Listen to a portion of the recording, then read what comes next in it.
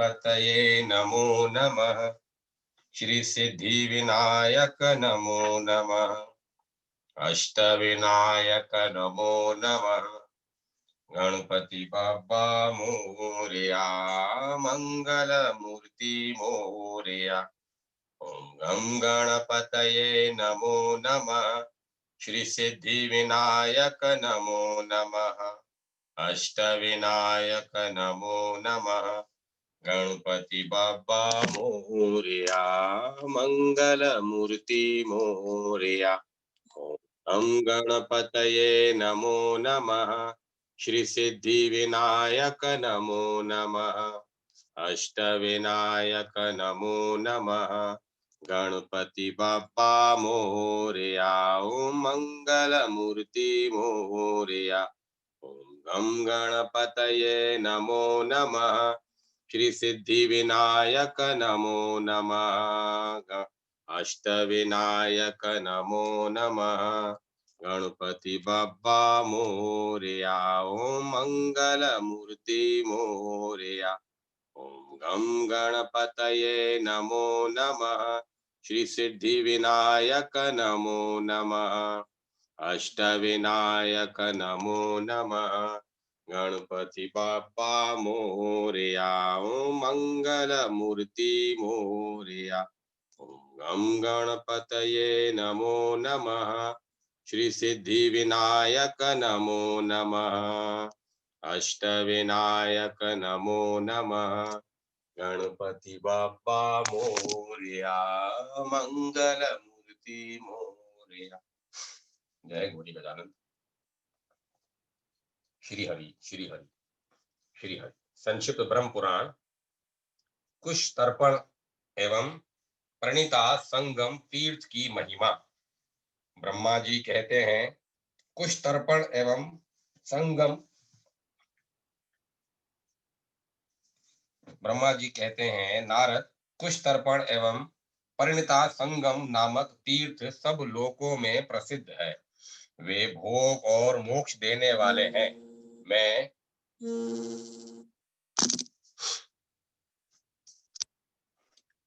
मैं उनके पापहारी स्वरूप का वर्णन करता हूँ, सुनो। विंध्य पर्वत के दक्षिण भाग में सुहा नामक महान पर्वत है। उसी के शाखा पर्वतों से गोदावरी और भीमरथी आदि नदियां निकली हैं। वही विरज तीर्थ और एक वीरा नदी भी है। उस पर्वत की महिमा का कोई वर्णन नहीं कर सकता। उसी सहगिरी के पावन प्रदेश में जो वृतांत घटित हुआ था, वह गोपनीय से भी गोपनीय है। साक्षात वेद में उसका वर्णन है। उसे देवता, मुनि, पितर और ससुर असुर भी नहीं जानते। वहीं गुहा रहस्य आज मैं तुम्हारी प्रसन्नता के लिए प्रकट करता हूँ। वह श्रवण मात्र से संपूर्ण अभिष्ट वस्तुओं को देने वाला है। जो अव्यक्त और अक्षर परमात्मा है, उसे परम पुरुष जानना चाहिए। वही जब प्रकृति से संयुक्त होता है, तब शर और एवं अपर कहलाता है। पुरुष पहले निराकार से साकार रूप में प्रकट हुआ, फिर उससे जल की उत्पत्ति हुई, जल से पुरुष का प्रादुर्भाव हुआ, फिर जल और पुरुष से कमल प्रकट हुआ, उस कमल से मेरी उत्पत्ति हुई। मुने, पृथ्वी, जल, अग्नि, वायु और आकाश, ये 5 तत्व मुझसे पहले एक ही समय में प्रकट हुए थे। मैंने उत्पन्न होने पर सबसे पहले उन्हीं को देखा, और कोई स्थावर जगम भूत मेरे देखने में नहीं आया। उस समय वेद नहीं प्रकट हुए थे। दूसरी कोई वस्तु ही मैंने नहीं देखी। अधिक क्या कहूँ, जिनसे स्वयं मेरी उत्पत्ति हुई है, उनको भी मैं न देख सका। उस समय मैं मौन बैठा था। इतने में ही उत्तम आकाशवाणी सुनाई दी, ब्राह्मण, तुम स्थावर और जगम जगत की सृष्टि करो। नारद, यह आकाशवाणी सुनकर मैंने कहा, कैसे?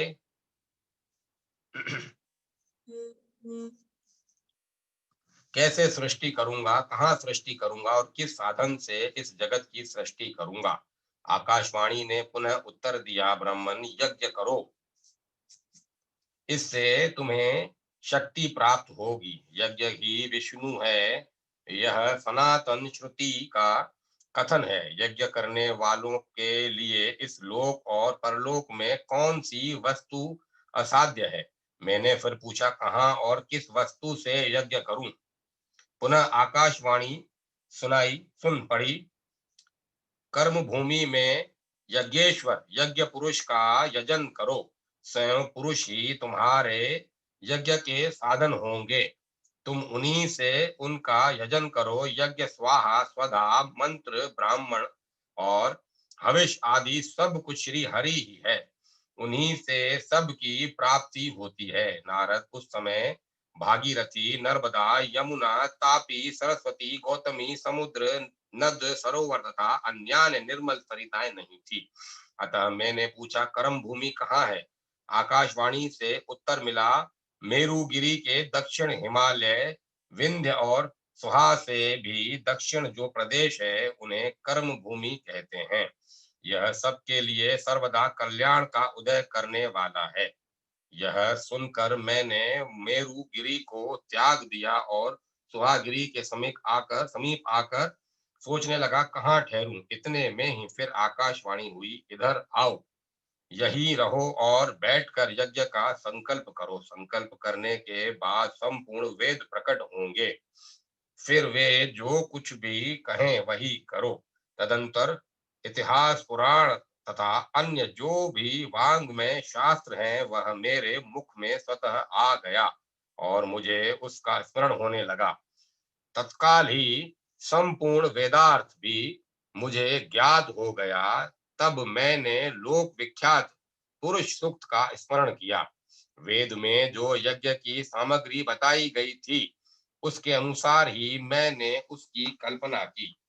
वेदोक्त प्रकार से ही यज्ञ पात्र भी कल्पित हुए। मैंने जहां पवित्रता और संयम पूर्वक बैठकर यज्ञ की दीक्षा ग्रहण की, वह मेरे यज्ञ का स्थान मेरे ही नाम से प्रसिद्ध हुआ। वह ब्रह्मगिरी कहलाने लगा। ब्रह्मगिरी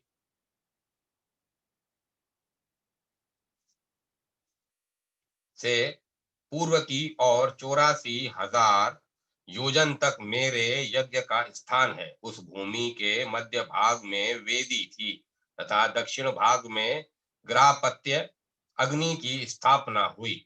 इसी प्रकार मैंने और आवाहनीय अग्नि की प्रतिष्ठा की। इसी प्रकार एक और आवाहनीय अग्नि की प्रतिष्ठा की गई। श्रुति में यह कहा है कि बिना पत्नी के यज्ञ सिद्ध नहीं होता। इसीलिए मैंने शरीर के दो भाग किए। पूर्वार्ध से मेरी पत्नी प्रकट हुई और यज्ञ सिद्धि के लिए सहधर्मिणी बनी। उत्तरार्ध से मैं स्वयं पुरुष रूप में स्थित हुआ। श्रुति भी कहती है, अर्धोजाया पत्नी आधा अंग है। नारद, मैंने वसंत ऋतु को उत्तम घृत बनाया, ग्रीष्म से ईंधन का काम किया, शरद ऋतु को हविष बनाया, वर्षा को कुश के स्थान में रखा। 7 छंद 7 परिधि हुए। कला, काष्ठा और निमेष ये क्रमशः समिधा, पात्र और कुश माने गए। जो अनादि और अनंत काल है वही यूप के रूप में कल्पित हुआ। इसके बाद पशु बांधने के लिए रस्सी की आवश्यकता हुई। सतव आदि तीनों गुण ही रस्सी की जगह काम आए, किंतु उसमें बांधने के लिए पशु का अभाव था। तब मैंने आकाशवाणी से कहा, बिना पशु के यह यज्ञ पूर्ण नहीं हो सकता। अर्थ मिला, पुरुषोक्त से परम पुरुष की स्तुति करो। बहुत अच्छा कहकर मैंने अपने जन्मदाता देवादि जनार्दन का भक्ति पूर्वक पुरुषोत्तम सूक्त से मंत्रों द्वारा सत्वन किया। उस समय फिर आकाशवाणी हुई, ब्राह्मण, तुम मुझे ही पशु बनाओ। मैं समझ गया कि मेरे जन्मदाता अविनाशी पुरुष हैं। मैंने त्रिगुणमयी डोरियों से काल यूप के पार्श्व भाग में उन्हें बांध लिया। सबसे पहले प्रकट हुए पुरुष रूपी पशु का जो कुशों पर विराजमान थे प्रोक्षण किया। इसी समय पुरुष से ये सब वस्तुएं प्रकट हुई। उनके मुख से ब्राह्मण, भुजाओं से क्षत्रिय, मुख से इंद्र और अग्नि, प्राण से वायु, कान से दिशाएं और मस्तक से संपूर्ण स्वर्ग लोक की उत्पत्ति हुई। मन से चंद्रमा, नेत्र से सूर्य, नाभि से अंतरिक्ष, दोनों जंघाओं से वैश्य और चरणों से शूद्र तथा पृथ्वी का प्राकट्य हुआ। रोम कूपों से ऋषि और केशों से औषधियां प्रकट हुई। नखों से ग्रामीण तथा जंगली पशु हुए। पायु और उपस्थ से कृमि, कीट एवं पतंग आदि का जन्म हुआ। इनके सिवाय जो कुछ भी स्थावर जगम तथा दृश्य अदृश्य जगत है वह सब पुरुष से प्रकट हुआ। इसी समय भगवान की देवी वाणी ने पुनः मुझसे कहा, ब्राह्मण, सब पूरा हो गया, मनोवांछित सृष्टि उत्पन्न हुई। इस समय जितने पात्र हैं उन सब की अग्नि में आहुति कर दो। युप, प्रवीणता, कुश, ऋत्विक, यज्ञ, श्रुआ, पुरुष और पाश सबका विसर्जन कर दो। आकाशवाणी में इतना आकाशवाणी के इतना कहते ही मैंने क्रमशः ग्राहपत्य, दक्षिणाग्नि तथा आवानियाग्नि में हवन किया। प्रत्येक होम में विश्व की उत्पत्ति के कारणभूत पुरुष का ध्यान किया। लोककर्ता जगन्नाथ भगवान विष्णु शुक्ल रूप धारण करके आवानियाग्नियों में आवानियाग्नि में स्थित हुए। शाम रूप से दक्षिणाग्नि में और पित रूप से ग्रहपत्याग्नि में स्थित हुए। उन सभी देशों में भगवान विष्णु का नित्य निवास है। कोई ऐसा स्थान या वस्तु नहीं है जहाँ विश्व योनि भगवान विष्णु न हो। उस यज्ञ में मंत्रों द्वारा मैंने प्रणीता पात्र का भी संपादन किया था। वह प्रणीता का जल ही प्रणीता नदी के रूप में परिणत हुआ। फिर कुशों से मार्जन करके प्रणीता का मैंने विसर्जन कर दिया। मार्जन करते समय जो प्रणीता के जल की बूंदें इधर उधर गिरी वे गुणवान तीर्थों के रूप में प्रकट हुई। वे तीर्थ स्नान करने से यज्ञ के फल देने वाले हैं। देवादिदेव भगवान विष्णु ने जिसे सदा सुशोभित किया है वह गौतमी वैकुंठ धाम पर पहुंचने के लिए सीढ़ियों की पंक्तियां हैं। सम्मार्जन करने के बाद जहां कुश इस पृथ्वी पर गिरे थे वह स्थान कुशतर्पण नामक तीर्थ हुआ।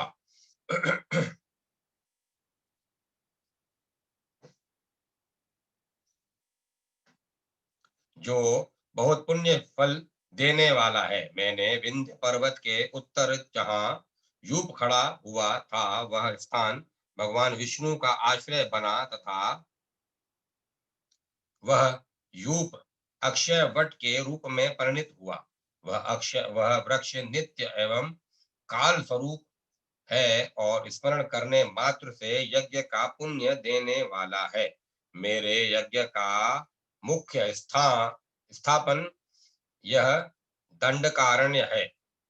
जब यज्ञ पूरा हुआ तब मैंने भक्ति पूर्वक भगवान विष्णु को प्रसन्न किया जिन्हें वेद में विराट कहते हैं, जिनसे मूर्तिमान जगत की उत्पत्ति हुई है और जिनसे मेरा जन्म हुआ है।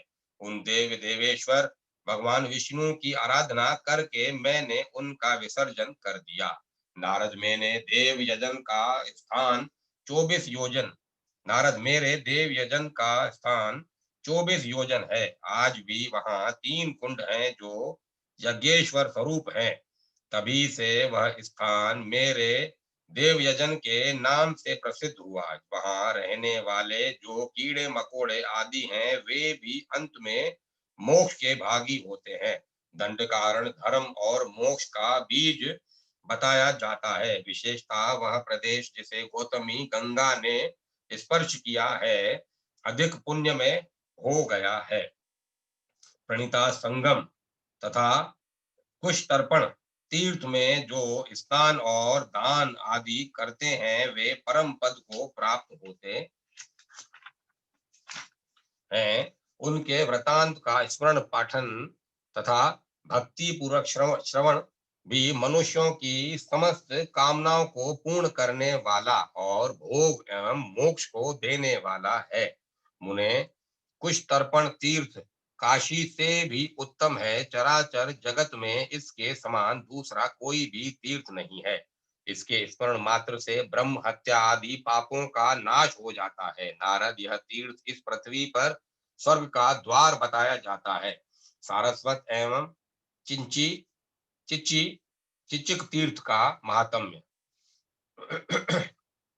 ब्रह्मा जी कहते हैं, सारस्वत नामक तीर्थ समस्त अभिष्ट वस्तुओं के साथ भोग और मोक्ष को भी देने वाला है। वह मनुष्यों के सब पापों का नाशक, समस्त रोगों को दूर करने वाला और संपूर्ण सिद्धियों का दाता है। नारद, इसके महात्म्य का वृतांत विस्तार पूर्वक सुनो। पुष्पोत पुष्पोत पुष्प उत्कट पुष्पोत्कट से पूर्व और गौतमी के दक्षिण तट पर एक विश्व विख्यात पर्वत है जिसे शुभ्रगिरि कहते हैं।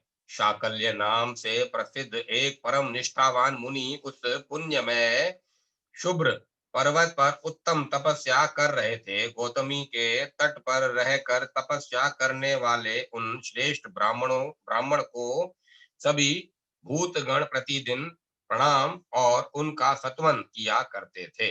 ऋषियों, गंधर्वों तथा देवताओं से सेवित उस परम पवित्र पर्वत पर देवताओं और ब्राह्मणों को भय पहुंचाने वाला परशु नामक एक राक्षस रहता था। वह यज्ञ से द्वेष रखता, ब्राह्मणों की हत्या करता और इच्छा अनुसार अनेक रूप धारण करके वन वन में विचरते विचरता रहता था। जहाँ विद्वान ब्राह्मण शाकल्य मुनि रहते थे, वहां भी वह महापापी राक्षस आया करता था। विप्रवर शाकल्य बड़े तेजस्वी थे। पापाचारी परशु प्रतिदिन उन्हें उठा ले जाने तथा अथवा मार डालने की चेष्टा में लगा रहता था, किंतु किंतु वह अपने उद्योग में सफल न हो सका। एक दिन द्विज श्रेष्ठ शाकल्य देवताओं की पूजा करके भोजन करने की इच्छा से आश्रम पर आए। इसी समय परशु ब्राह्मण का रूप धारण करके किसी कन्या को साथ लिए वहां आया। उसका शरीर शिथिल हो गया था, सिर के बाल पक गए थे और वह अत्यंत दुर्बल दिखाई देता था। उसने शाकल्य से कहा, ब्राह्मण, आप मुझे और इस कन्या को भोजनार्थी जानिए।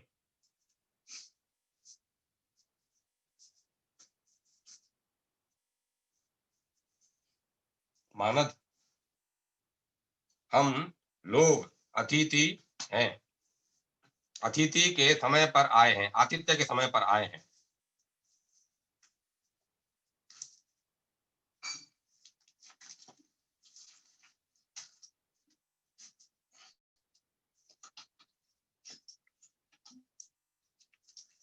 आप कृतकृत्य हो गए। इस संसार में वे ही धन्य हैं जिनके घर से अतिथि अपनी अभिलाषा को पूर्ण करके निकलते हैं।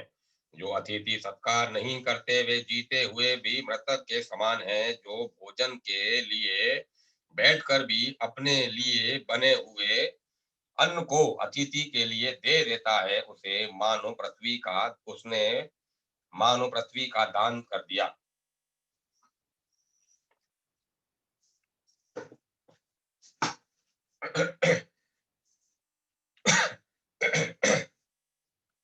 यह सुनकर शाकल्य ने कहा, मैं तुम्हें भोजन देता हूँ। यूं कहकर उन्होंने उसे आसन पर बिठाया और विधिवत पूजा करके भोजन परोसा।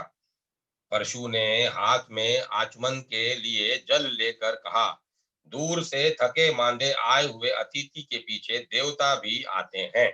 जब अतिथि तृप्त होता है तब वे भी तृप्त हो जाते हैं। यदि अतिथि की तृप्ति न हुई तो वे भी अतृप्त रह जाते हैं। अतिथि और निंदक ये दोनों विश्व के बंधु हैं। निंदक तो पाप हर लेता है और अतिथि स्वर्ग की सीढ़ी बन जाता है। जो मार्ग से थक कर आए हुए अतिथि को अवहेलना पूर्वक देखता है उसके धर्म, यश और लक्ष्मी का तत्काल नाश हो जाता है। इसीलिए मैं थका मांदा अभ्यागत आपसे कुछ याचना करता हूँ। आप मुझे अभिष्ट वस्तु देंगे तभी भोजन करूंगा, अन्यथा नहीं। शाकल्य ने कहा, उसे दिया हुआ ही समझो, तुम निश्चिंत होकर भोजन करो। तब राक्षसों में श्रेष्ठ परशु ने कहा, मुने, मैं पके बालों वाला दुर्बल और बूढ़ा ब्राह्मण नहीं, तुम्हारा शत्रु हूँ।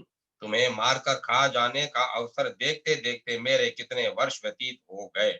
जैसे थोड़ा जल गर्मी में सूख जाता है, वैसे ही मेरे सब अंग भूख के मारे सूख रहे हैं। अतः मैं तुम्हारे अनुचरों सहित तुम्हें ले चलूंगा और अपना आहार बनाऊंगा। परशु का यह कथन सुनकर शाकल्य ने कहा, जो उत्तम कुल में उत्पन्न हुए हैं और जिन्हें संपूर्ण शास्त्रों का ज्ञान है, उनकी की हुई प्रतिज्ञा कभी झूठी नहीं होती। अतः सखे, तुम्हें जैसा उचित जान पड़े करो, तथापि मेरी एक बात सुन लो, क्योंकि श्रेष्ठ पुरुषों का कर्तव्य है कि जो मारने को उद्यत हो उनसे भी हित की ही बात करें। यह बात ध्यान में रखो कि मैं ब्राह्मण हूँ।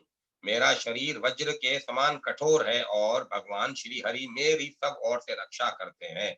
भगवान विष्णु मेरे पैरों की रक्षा भगवान विष्णु मेरे पैरों की रक्षा करें। देव जनार्दन मेरे मस्तक की, भगवान वराह दोनों भुजाओं की, कुरुम राज पृष्ठ भाग की, कृष्ण हृदय की, नरसिंह जी उंगलियों की, वाणी के अधीश्वर मुख की, गरुड़ वाहन नेत्रों की, धनेश दोनों कानों की और भगवान भव सब ओर से मेरे शरीर की रक्षा करें। मेरे नाना प्रकार की आपत्तियों में एकमात्र साक्षात भगवान नारायण ही मेरे लिए शरण है। यूं कहकर शाकल्य ने कहा, राक्षस राज, अब तुम्हारी इच्छा हो तो इस समय आलस्य छोड़कर मुझे यहाँ से उठा ले चलो, या यहीं सुखपूर्वक खा जाओ। उनके यूं कहने पर भी वह राक्षस खाने को तैयार हो गया। सच है, पापी के हृदय में करुणा का एक कण भी नहीं होता। बड़ी बड़ी दाढ़ें और विकराल मुख बनाए जब वह ब्राह्मण के समीप पहुंचा, तब उन्हें देखकर बोला, विप्रवर, तुमको तो श्रांग शंख चक्र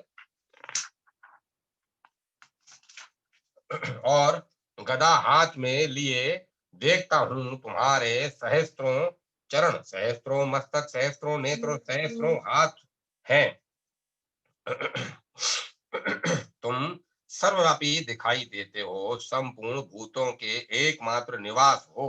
तुम्हारा स्वरूप छंदोमय है, तुम जगन्मय हो। इस रूप में आज मैं तुम्हें देखता हूँ। तुम्हारा पहला शरीर इस समय नहीं है, इसीलिए मैं तुमसे प्रार्थना करता हूँ, अब तुम ही मुझे शरण दो। महामते, मुझे ज्ञान प्रदान करो और ऐसा कोई तीर्थ बताओ जो मेरा पापों से उद्धार करने वाला हो। ब्राह्मण महापुरुषों का दर्शन निष्फल नहीं होता, भले ही वह द्वेष अथवा अज्ञान से ही क्यों न हुआ हो। लोहे का पारस मणि से प्रसंग या प्रमाद से भी स्पर्श हो जाए तो भी वह उसे सोना ही बनाता है।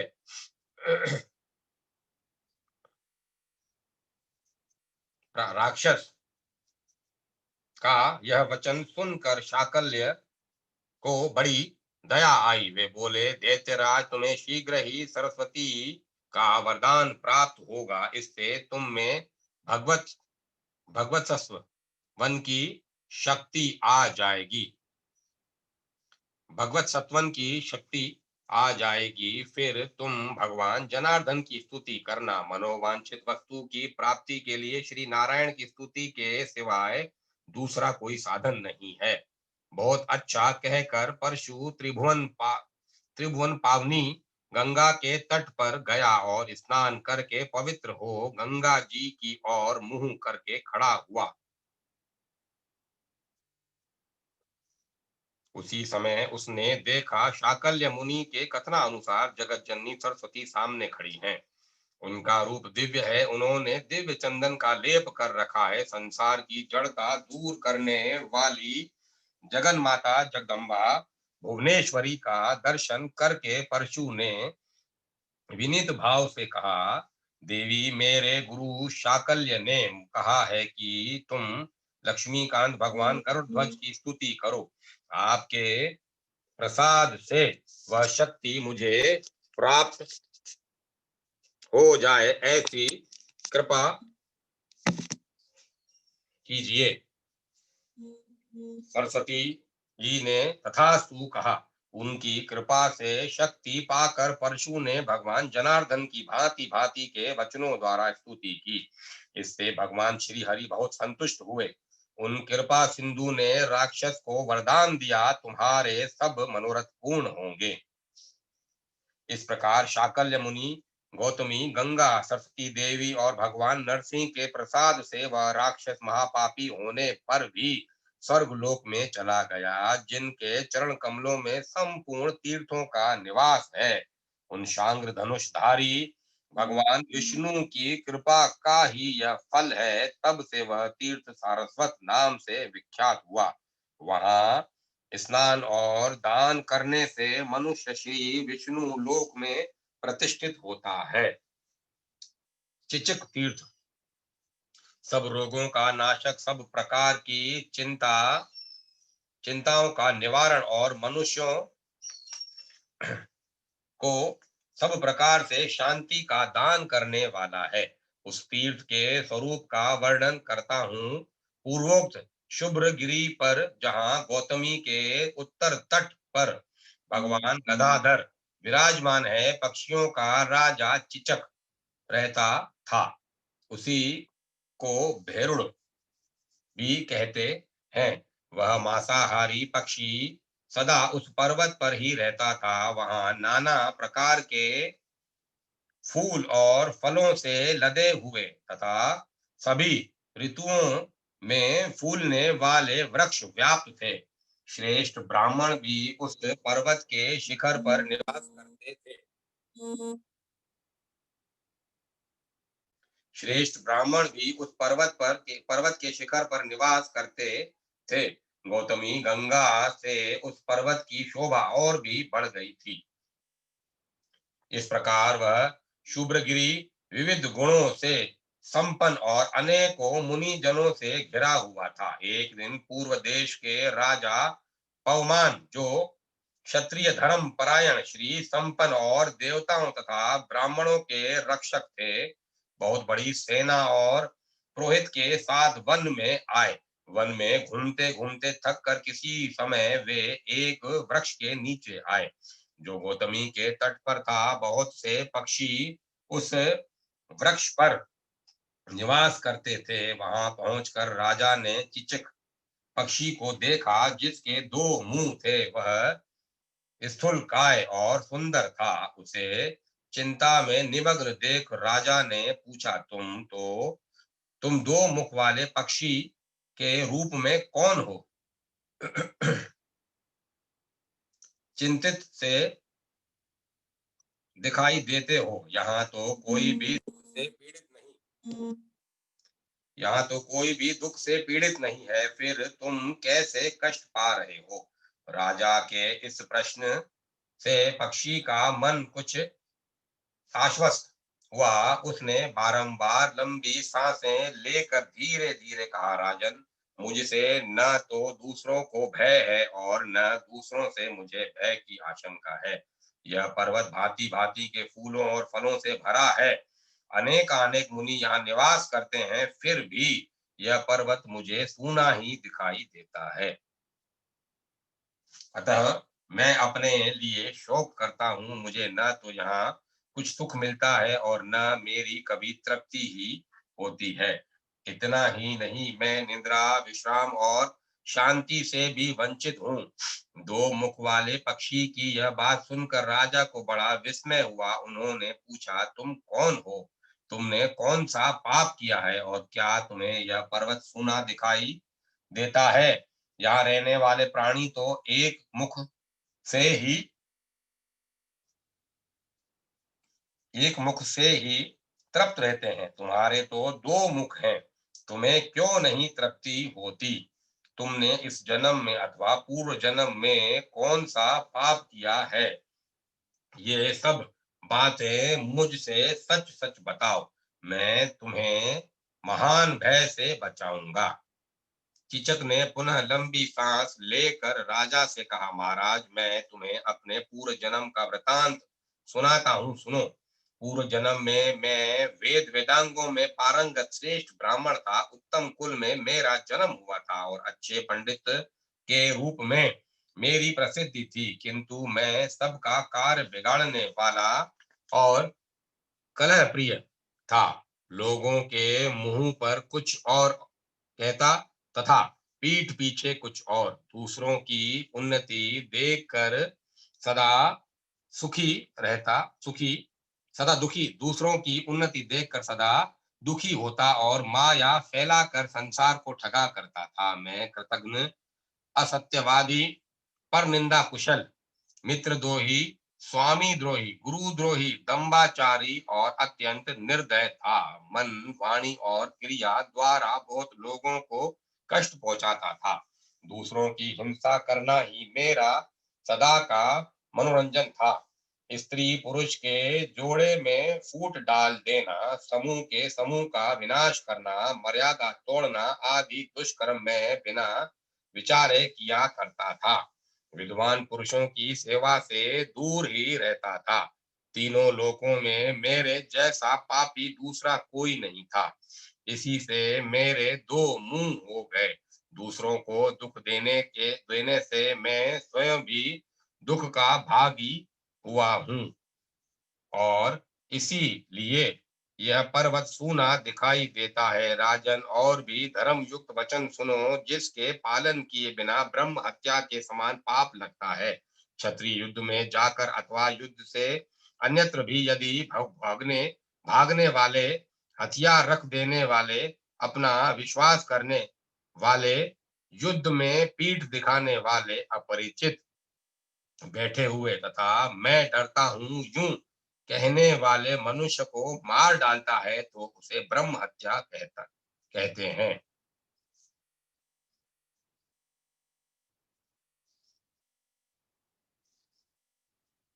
जो सामने प्रिय बोलता, परोक्ष में कटुवचन कहता, मन में दूसरी बात सोचता, वाणी में दूसरी बात कहता और क्रिया रूप में सदा दूसरा ही कार्य करता है।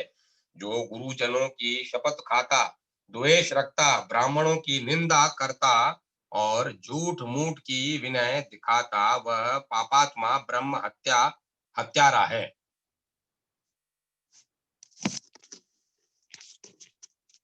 जो द्वेषवश देवता, वेद, अध्यात्म शास्त्र, धर्म और ब्राह्मण के संग की निंदा करता है, वह ब्रह्म घाती है। राजन, मैं ऐसा ही था।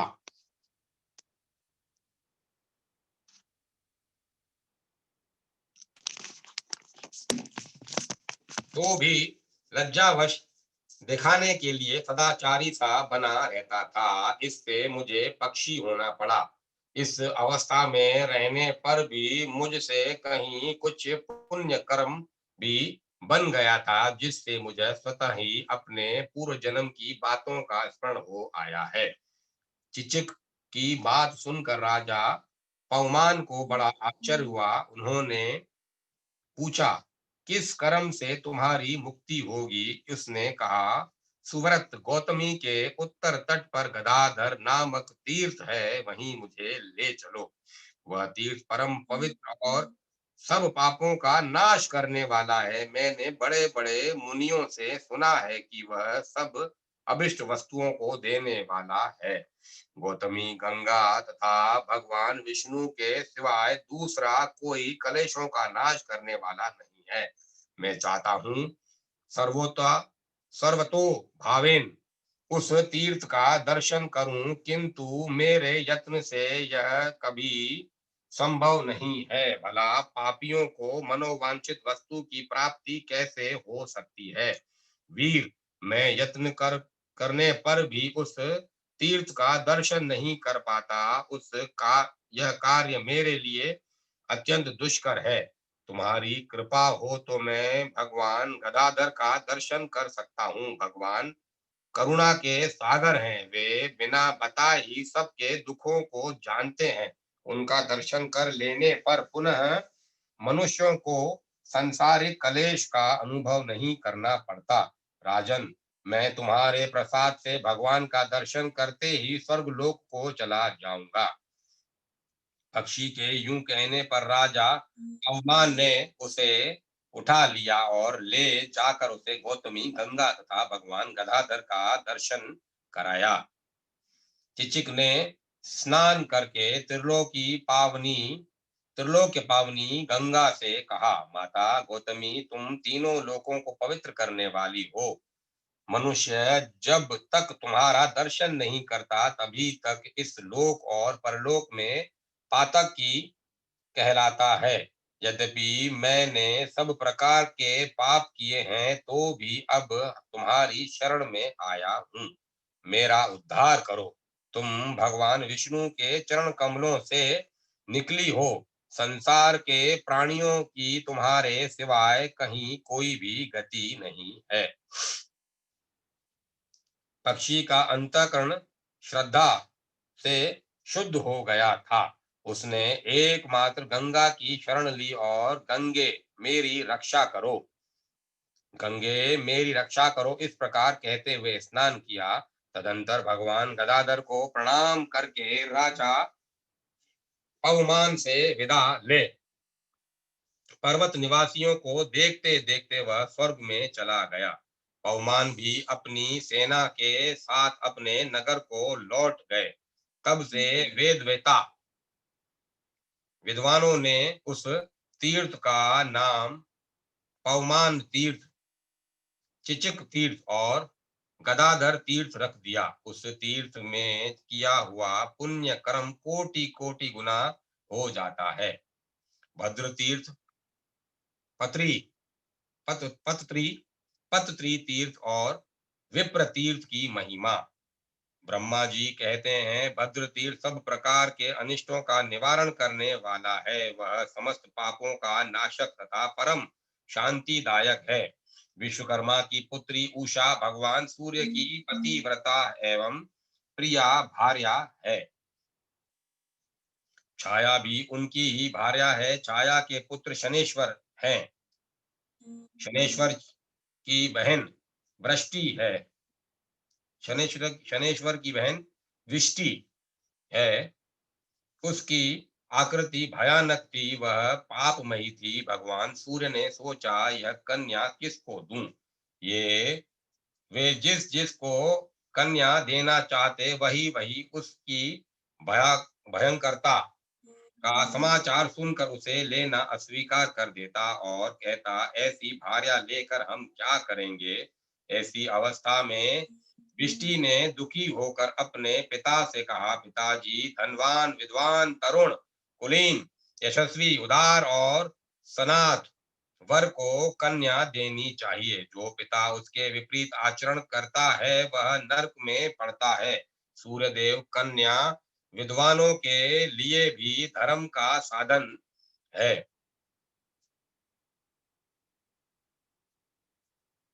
एक और पर्वत वन और काननों सहित समूची पृथ्वी और दूसरी ओर वस्त्राभूषणों से अलंकृत निरोग कन्या दोनों दोनों एक समान हैं।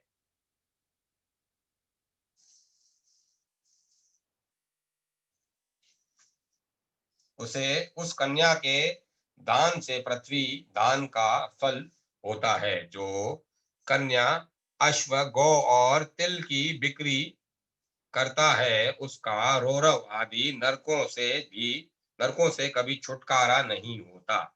कन्या के विवाह में कभी विलंब नहीं करना चाहिए। उसमें विलंब करने पर पिता को तो पाप होता है, इसका वर्णन कौन कर सकता है। कन्या के पिता जो उसके लिए दान पूजन आदि करते हैं, वही सफल समझना चाहिए। कन्याओं को जो कुछ दिया जाता है, उसका पुण्य अक्षय होता है। कन्या के यूं कहने पर भगवान सूर्य बोले, बेटी मैं क्या करूं, तुम्हारी आकृति भयंकर है, इसीलिए कोई तुम्हें ग्रहण नहीं करता। स्त्री और पुरुष के विवाह संबंध में लोग एक दूसरे के कुल, रूप, वन, धन स्त्री और पुरुष के विवाह संबंध में लोग एक दूसरे के कुल, रूप, व्यय, धन, विद्या, सदाचार और सुशीलता आदि देखा करते हैं। मेरे यहाँ सब कुछ है, केवल तुम में गुणों का अभाव है। क्या करूं, कहाँ तुम्हारा विवाह करूं। तुम्हें यदि तुम्हारा ऐसा विचार हो कि जिस किसी के साथ विवाह कर दिया जाए तो तुम अपनी स्वीकृति दो, मैं आज ही तुम्हारा विवाह किए देता हूँ। यह सुनकर विष्टि ने अपने पिता से कहा, पति, पुत्र, धन, सुख, आयु, रूप और परस्पर प्रेम ये पूर्व जन्म में किए हुए कर्मों के अनुसार प्राप्त होते हैं।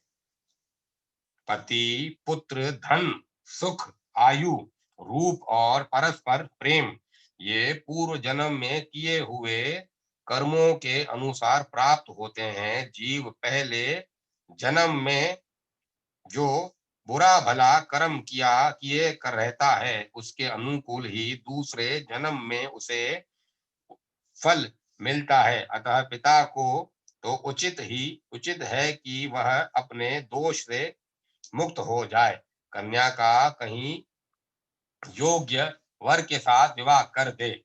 फल तो उसे पूर्व जन्म के कर्मों के अनुसार ही मिलेगा। पिता अपने वंश की मर्यादा के अनुसार कन्या का दान और विवाह संबंध करता है। शेष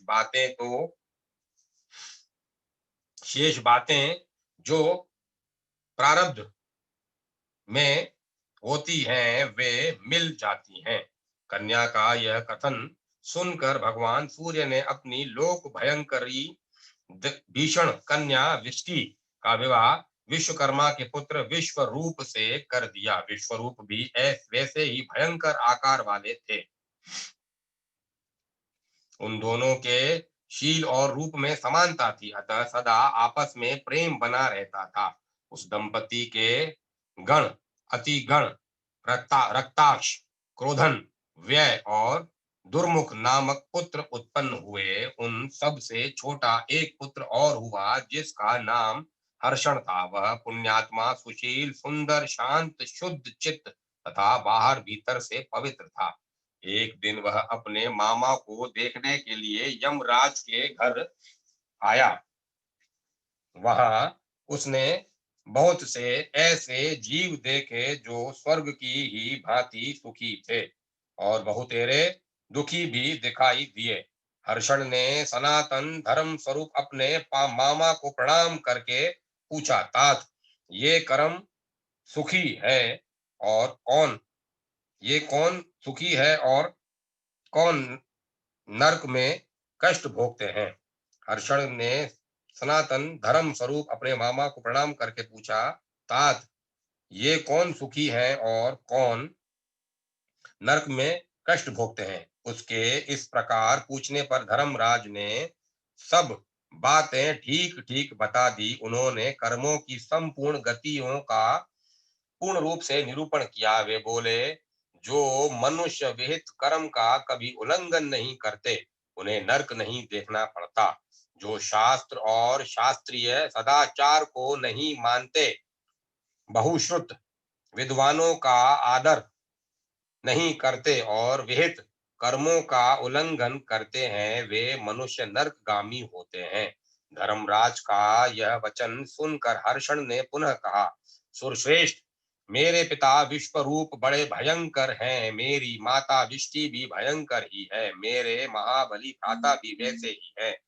जिस उपाय से उन लोगों की बुद्धि शांत हो, वे स्वरूप निर्दोष और मंगलदायक हो जाएं, वह मुझे बताइए, मैं उसे करूंगा, अन्यथा मैं उनके पास लौट कर नहीं जाऊंगा।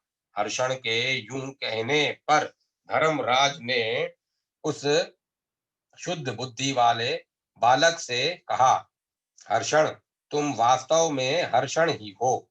पुत्र तो बहुत से होते हैं, किंतु वे सभी कुल का विस्तार करने वाले नहीं होते। एक ही कोई ऐसा पुत्र होता है जो समूचे कुल को धारण करता है, जो कुल का आधारभूत, पिता माता का प्रिय कारक और पूर्वजों का उद्धार करने वाला है, वही वास्तव में पुत्र है। अन्य जितने हैं वे रोग हैं। हर्षण कर तुमने मेरे मन के अनुकूल बात कही है। मैं तुम्हारे नाना भगवान सूर्य को भी पसंद यह तुम्हारे नाना भगवान सूर्य को भी पसंद आएगी। अतः तुम गौतमी तट पर जाओ और वहां स्नान करके मन को वश में रखते हुए प्रसन्न चित्त से जगत योनि शांत स्वरूप भगवान विष्णु की स्तुति करो। वे यदि प्रसन्न हो जाएं तो तुम्हारे समस्त मनोरथों को पूर्ण कर देंगे। यह सुनकर हर्षण गौतमी तट पर गया और स्नान आदि से पवित्र हो देवेश्वर भगवान विष्णु की स्तुति करने लगा। इससे प्रसन्न होकर श्री हरि ने हर्षण को वरदान दिया, तुम्हारे कुल का कल्याण हो, समस्त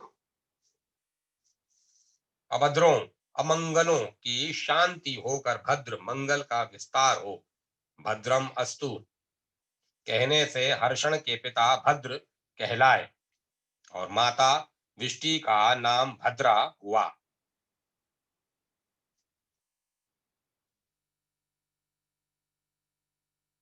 तब से वह स्थान भद्र तीर्थ के नाम से प्रसिद्ध हुआ। वह सब प्रकार से मंगलदायक तथा तीर्थ सेवी पुरुषों को सब प्रकार की सिद्धि देने वाला है। वहां भद्रपति के नाम से प्रसिद्ध होकर वह भद्रपति के नाम से प्रसिद्ध होकर साक्षात देवादिदेव भगवान जनार्दन श्री हरि निवास करते हैं, जो मंगल के एकमात्र भंडार है। पति पत पत्री तीर्थ रोगों तथा पापों का नाश करने वाला है। उसके स्मरण मात्र से मनुष्य कृतकृत्य हो जाता है। कश्यप के दो पुत्र हुए, अरुण और गरुड़। उनके कुल में पक्षियों में श्रेष्ठ संपाति उत्पन्न हुए। संपाति के छोटे भाई का नाम जटायु था। वे दोनों अपने बल से उन्मत्त और एक दूसरे से लाग डांट रखने वाले थे। एक दिन वे दोनों भगवान सूर्य को नमस्कार करने के लिए आकाश में गए। ज्यों ही सूर्य के समीप पहुंचे, दोनों के पंख जल गए और दोनों थक कर पर्वत के शिखर पर गिर पड़े। दोनों भाइयों को निश्चेष्ट एवं अचेत होकर गिरा देख अरुण उनके दुख के से दुखी हो गया और भगवान सूर्य से बोले, भगवान, ये दोनों पक्षी पृथ्वी पर गिर पड़े हैं, इन्हें आश्वासन दें जिससे इनकी मृत्यु न हो। तथास्तु कहकर सूर्य ने उनको जीवित कर दिया। गरुड़ भी उनकी अवस्था सुनकर भगवान विष्णु के साथ वहां आए और उन्हें सांत्वना देकर सुख पहुंचाया। तदंतर सब लोग अपने संताप का निवारण करने के लिए गंगा तट पर गए। जटायु, अरुण, संपाति, गरुड़, सूर्य तथा भगवान विष्णु सब ने इस उस प्रचुर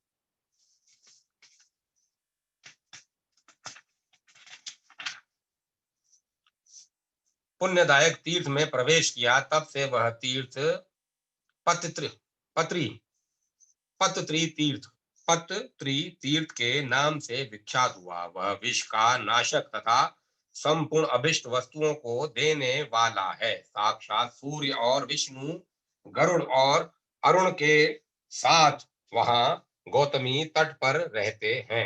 भगवान शिव का भी उस तीर्थ में निवास है। इन तीनों देवताओं की उपस्थिति में वह तीर्थ बहुत उत्तम हो गया है। वहां स्नान करके पवित्र हो उन देवताओं को नमस्कार करता है। जो वहां स्नान करके पवित्र हो उन देवताओं को नमस्कार करता है, वह आदि व्याधि से मुक्त हो परम सौख्य का भागी होता है। गौतमी के तट पर विप्र तीर्थ भी बहुत विख्यात है। उसे नारायण तीर्थ भी कहते हैं। उसका उपाख्यान आश्चर्य में डालने वाला है। अंतर्वेदी गंगा यमुना के बीच में भूभाग में एक ब्राह्मण रहते थे जो वेदों के पारंगत विद्वान थे। उनके कई पुत्र हुए जो बड़े विद्वान, गुणवान, रूपवान और दयालु थे। उनमें जो सबसे छोटे भाई थे वे अनेक गुणों से संपन्न, शांत, सर्वज्ञ और परम बुद्धिमान थे। उनका नाम आसनदेव था। आसनदेव के पिता उनका विवाह करने के लिए प्रयत्नशील थे। इसी बीच में एक दिन रात को ब्राह्मण कुमार आसनदेव सोए हुए थे। उस समय उन्होंने भगवान विष्णु का स्मरण नहीं किया था। वे उत्तर और सिराना करके सोए थे और उनका चित्त एकाग्र नहीं था। इसीलिए इच्छानुसार रूप धारण करने वाली एक क्रूर राक्षसी वहां आई और आसनदेव को उठाकर तुरंत गौतमी के दक्षिण तट पर ले गई। वह उस ब्राह्मण के साथ इच्छानुसार रूप धारण करके गोदावरी के दक्षिण किनारे की भूमि पर विचरती रहती थे।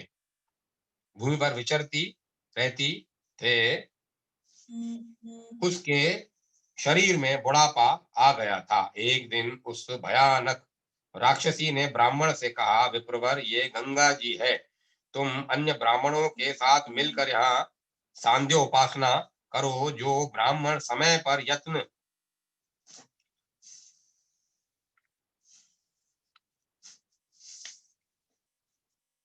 जो ब्राह्मण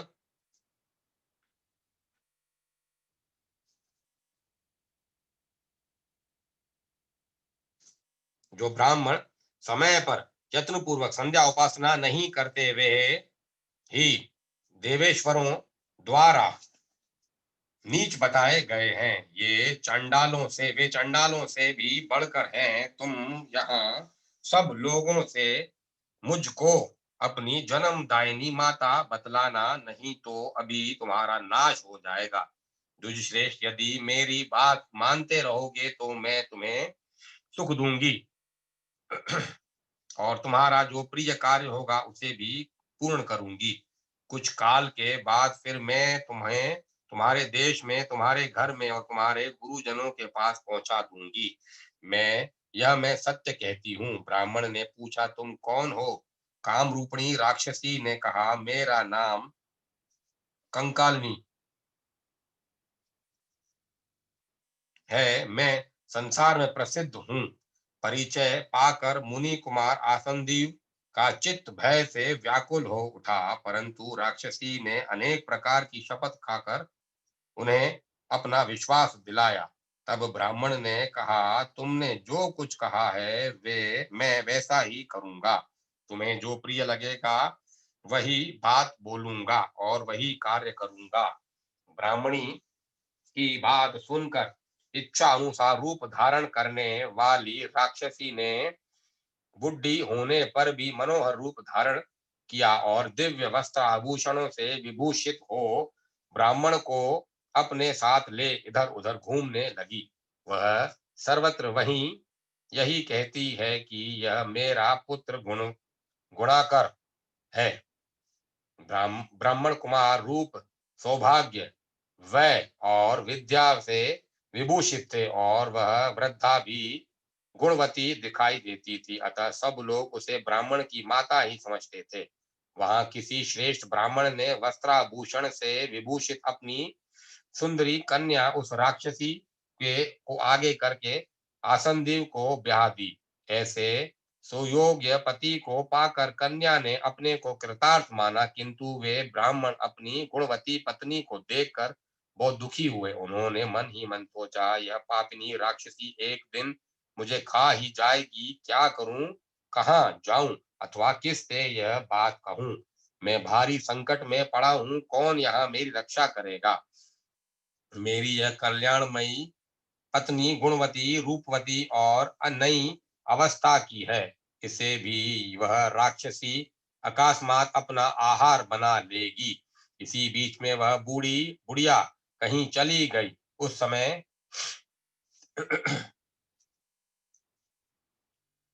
अपने पति को दुखित जानकर ब्राह्मण की पतिव्रता पत्नी ने एकांत में विनीत भाव से पूछा, नाथ आप क्यों कष्ट में पड़े हैं, ठीक ठीक बताइए। ब्राह्मण ने सब बातें विस्तार के साथ बता दी।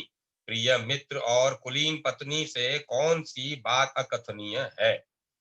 पति की बात सुनकर स्त्री ने कहा, प्राणनाथ, जिसका मन अपने वश में नहीं है उसको तो सब और भय है। वह धर्म के भी धर्म में भी निर्भय नहीं है, परंतु जिन्होंने अपने आत्मा पर अधिकार प्राप्त कर लिया है उन्हें किससे भय है। वह भी गौतमी तट पर, जहाँ कितने ही वैष्णव विरक्त और विवेकी पुरुष निवास करते हैं। यहाँ स्नान करके पवित्र हो भगवान नारायण की स्तुति कीजिए।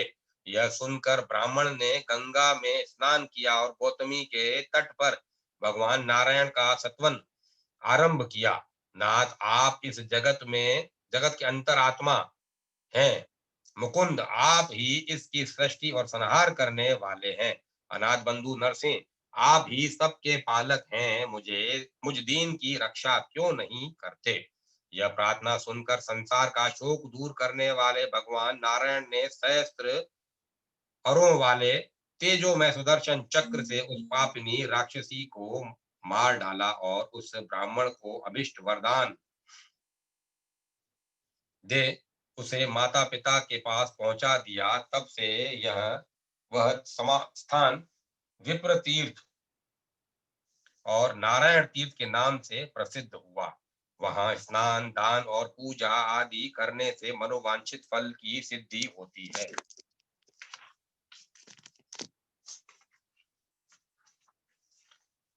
चक्षु चक्षुष तीर्थ का महात्म्य। ब्रह्मा जी कहते हैं, चक्षुष तीर्थ रूप और सौभाग्य देने वाला है। जहाँ भगवान योगेश्वर गौतमी के दक्षिण तट पर निवास करते हैं, वहां पर्वत के शिखर पर भुवन नगर विख्यात वहां पर्वत के शिखर पर भुवन नगर विख्यात स्थान है। यहाँ छात्र धर्मपरायण राजा भुवन निवास करते थे।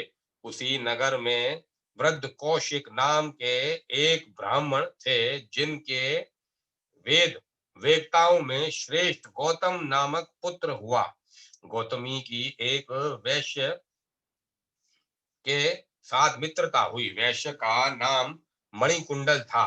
इनमें एक दरिद्र और दूसरा धनी था, तो भी दोनों एक दूसरे के हितैषी थे। एक दिन गौतम ने अपने धनी मित्र मणिकुंडल से एकांत में प्रेम पूर्वक कहा, मित्र, हम लोग धन का उपार्जन करने के लिए पर्वतों और समुद्रों की यात्रा करें।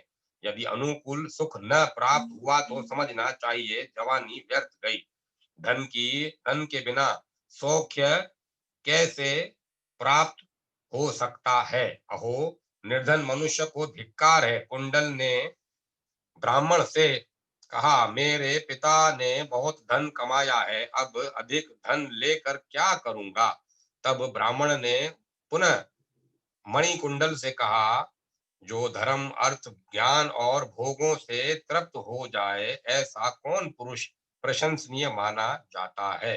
सुखे, इन सब की अधिकाधिक वृद्धि ही समस्त शरीरधारियों को अभिष्ट होती है। जो प्राणी अपने ही व्यवसाय से जीवन निर्वाह करते हैं वे धन्य हैं। जो दूसरे के दिए हुए धन से संतोष लाभ करता है वे कष्ट से ही जीते हैं। जो पुत्र अपने बाहुबल का आश्रय लेकर धन का उपार्जन करता है और पिता के धन को हाथ से नहीं छूता वह संसार में कृतार्थ होता है। धनाभिलाषी ब्राह्मण का यह कथन सुनकर वैश्य ने उसे सत्य माना और घर से रत्न लाकर गौतम को देते हुए कहा, मित्र, इस धन से हम लोग सुखपूर्वक देश देशांतरों में भ्रमण करेंगे और धन कमाकर फिर अपने घर को लौट आएंगे। वैश्य तो अपनी सद्भावना से के अनुसार सत्य ही कहता था, किंतु ब्राह्मण उसे धोखा दे रहा था। उसके मन में पाप था, किंतु वैश्य उसे ऐसा नहीं समझता था। दोनों ने आपस में सलाह की और माता पिता को सूचना दिए बिना ही धन कमाने के लिए देश देशांतर में चल दिए। ब्राह्मण सोचने लगा, जिस किसी उपाय से हो सके वैश्य का धन ले लूं। अहो, पृथ्वी पर सहस्त्रों सुंदर नगर हैं जहां काम की अधिष्ठात्री देवी जैसी अभिष्ट भोग प्रदान करने वाली युवतियां हैं। यदि यत्न पूर्वक धन लाकर उनको दिया जाए तो वे सदा भोगी जा सकती हैं और वही जीवन सफल है। किस प्रकार वैश्य ने अपने हाथ में आए हुए धन को हड़प कर उसको इच्छा अनुसार उपभोग करूं, यह सोचते हुए गौतम ने मणिकुंडल से हंसते हंसते कहा, पाप से ही जीवों की उन्नति होती है और वे मनोवांछित सुख प्राप्त करते हैं। संसार में धर्मात्मा लोग दुख के ही भागी देखे जाते हैं। अतः एकमात्र दुख ही जिसका फल है उस धर्म से क्या लाभ। वैश्य ने कहा, ऐसी बात नहीं है। धर्म में ही सुख की स्थिति है। पाप में तो केवल दुख, भय, शोक, दरिद्रता और कलेश ही रहते हैं। जहां धर्म है वहीं मुक्ति है। भला अपना धर्म क्या नष्ट हो सकता है। इस प्रकार विवाद करते हुए दोनों में यह शर्त लग गई कि जिसका पक्ष श्रेष्ठ हो वह दूसरे का धन ले ले। वे बोले, अब चलकर हम दोनों किसी से पूछे, धर्मात्मा प्रबल होता है या अधर्मी। वेद से लोक का ही मत श्रेष्ठ है, क्योंकि लोक में ही धर्म से सुख होता है। इस प्रकार विवाद करके दोनों सब लोगों से पूछने लगे कि पृथ्वी पर धर्म प्रबल है या अधर्म।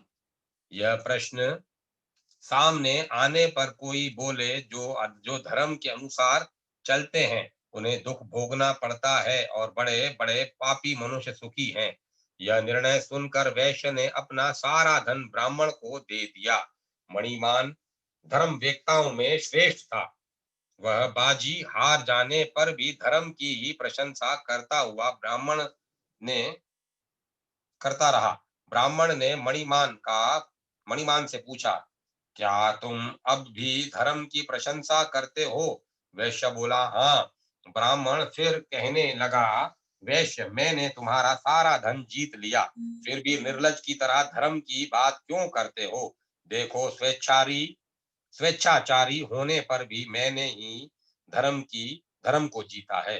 ब्राह्मण की बात सुनकर वैश्य ने मुस्कुराते हुए कहा, सुखे, जैसे धान्यों में पुलाक, पेया और पंखधारी चिड़ियाओं में छोटी मक्खियां होती हैं, वैसे ही मैं इन मनुष्यों को भी सारहीन मानता हूं।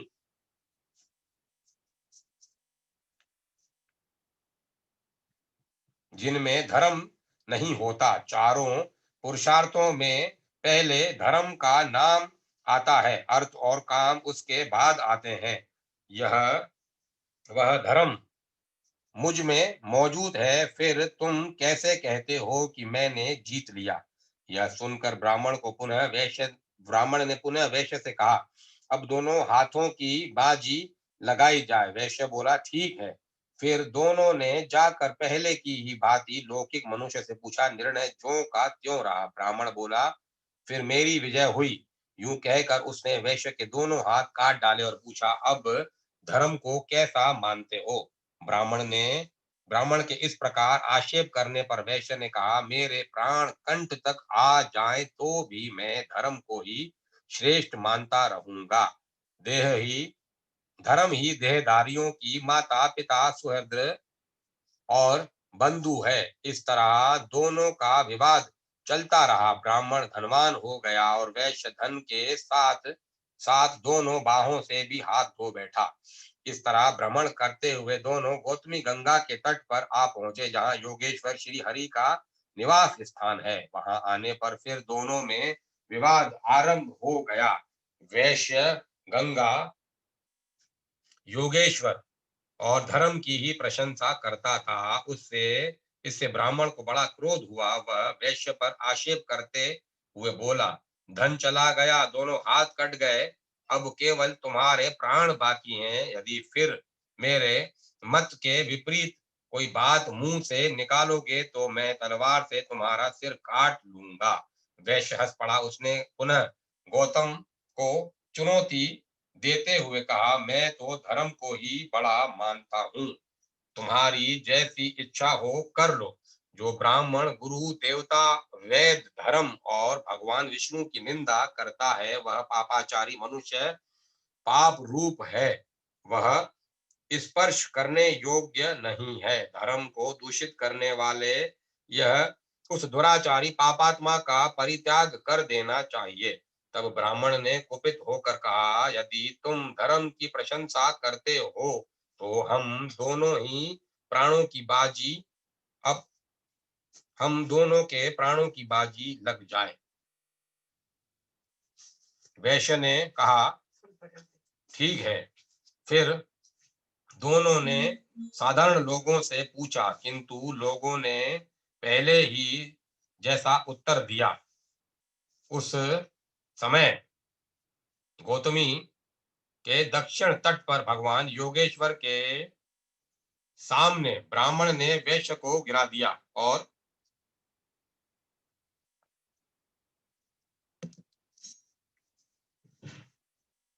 उसकी आंखें निकाल ली। फिर कहा, वैश्य, प्रतिदिन धर्म की प्रशंसा करने से ही तुम इस दशा को पहुंचे हो। तुम्हारा धन गया, आंखें गई, दोनों हाथ काट लिए गए। मित्र, अब तुमसे विदा लेकर जाता हूं।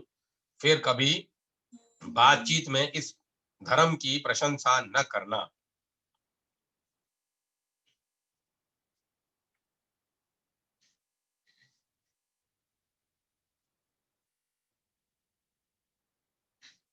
यूं कहकर गौतम चला गया। उसके जाने पर वैश्य प्रवर मणिकुंडल धन बाहु और नेत्र से रहित होने के कारण शोकग्रस्त हो गया।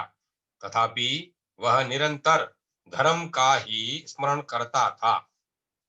अनेक प्रकार की चिंता करते हुए वह भूतल पर निश्चेष्ट होकर पड़ा था। उसके हृदय में उत्साह नहीं रह गया था। वह शोक सागर में डूबा हुआ था। दिन बीता, रजनी का आगमन हुआ और चंद्रमंडल का उदय हो गया। उस दिन शुक्ल पक्ष की एकादशी थी। एकादशी को वहां लंका से विभीषण आया करते थे। उस दिन भी आए। उन्होंने पुत्र और राक्षसों सहित गौतमी गंगा में स्नान किया और योगेश्वर भगवान विष्णु की विधि पूर्वक पूजा की।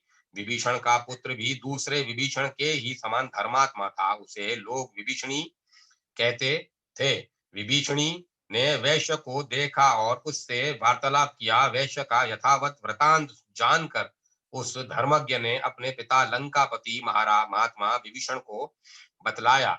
लंकेश्वर ने अपने गुणाकर पुत्र से प्रसन्नता पूर्वक कहा, बेटा, भगवान श्री राम मेरे गुरु आराध्य देव हैं और उनके आदरणीय भक्त भक्त हनुमान जी मेरे सखा हैं। आप आज से बहुत पहले एक कार्य आ पड़ने पर हनुमान जी बहुत बड़ा पर्वत उठा लाए थे। जो सब प्रकार की औषधियों का भंडार था। उस समय दो औषधियों की आवश्यकता थी, विशाल विशल्यकरणी और मृत संजीवनी। विशल्यकरणी और मृत संजीवनी, उन दोनों औषधियों को लाकर उन्होंने भगवान श्री राम को अर्पित किया। जब उनकी आवश्यकता पूर्ण हो गई तब वे पुनः उस पर्वत को उठाकर हिमालय पर ले गए और वहीं रख आए। हनुमान जी बड़े वेग से जा रहे थे, इसीलिए विशल्यकरणी नाम की औषधि गौतमी गंगा के तट पर गिर पड़ी थी। जहां भगवान योगेश्वर का स्थान है, वहीं वह औषधि है। उसे ले आकर तुम भगवान का स्मरण करते हुए उसके हृदय पर रख दो। उससे यह उदार बुद्धि वैश्य अपने संपूर्ण अभिष्टों को प्राप्त कर लेगा। विभीषणी बोला, पिताजी मुझे शीघ्र ही वह औषध दिखा दीजिए, विलंब न कीजिए। दूसरों की पीड़ा दूर करने से बढ़कर तीनों लोकों में दूसरा कोई कल्याणकारी कार्य नहीं है। विभीषण ने बहुत अच्छा कहकर पुत्र को एक औषधि दिखा दी।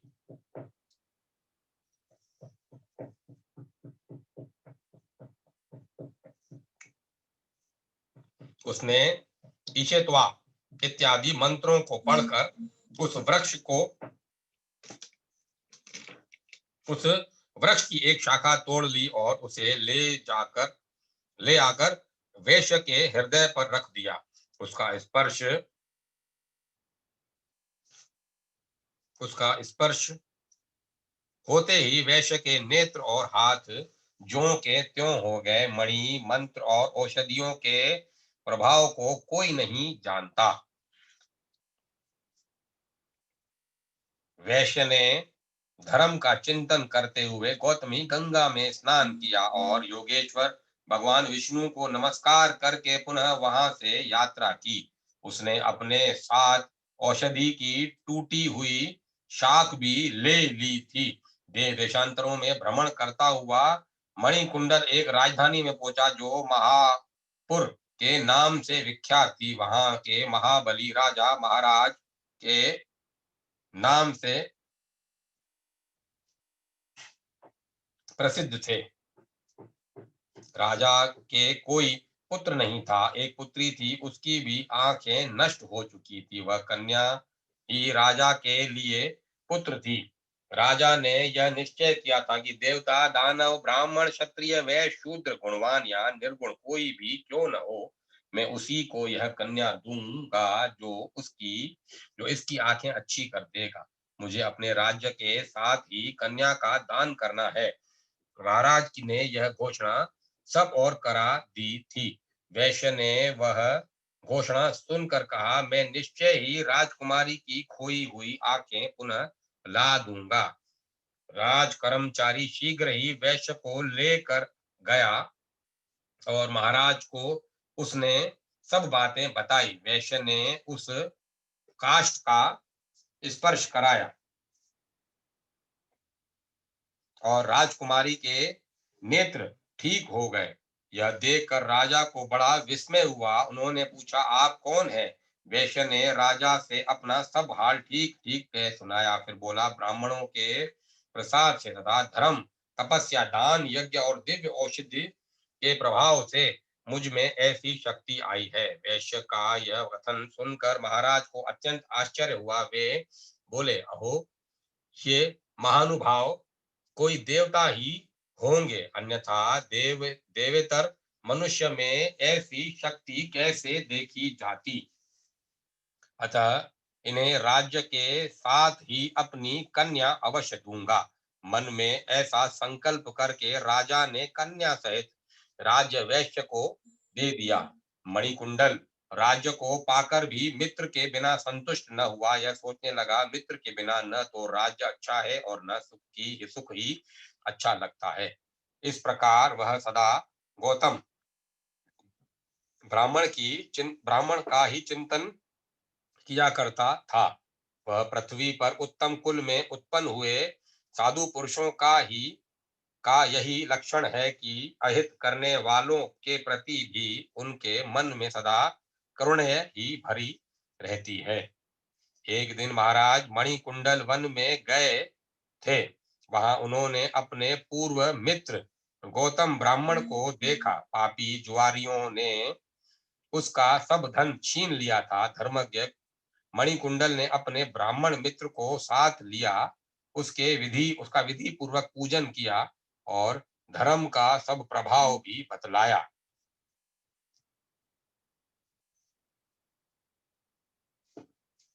फिर समस्त पापों की निवृत्ति के लिए गौतम को गंगा में स्नान कराया। वैश्य के देश में जो सगोत्र बंधु बांधव थे, उनको तथा गौतम ब्राह्मण के बंधु बांधव वृद्ध कौशिक आदि को उन्होंने बुलवाया और सबके साथ देव पूजन पूर्वक गौतमी के तट पर यज्ञ किया। तदंतर शरीर का अंत होने पर वे स्वर्ग लोक में गए। वह स्थान मृत संजीवनी तीर्थ, चक्षुष तीर्थ और योगेश्वर तीर्थ कहलाने लगा। वह स्मरण मात्र से पुण्य देने वाला, मन को प्रसन्न रखने वाला और समस्त दुर्भावनाओं का नाश करने वाला है। सामुद्र, ऋषि सत्र आदि तीर्थों की महिमा तथा गौतमी महात्म्य का उपसंहार।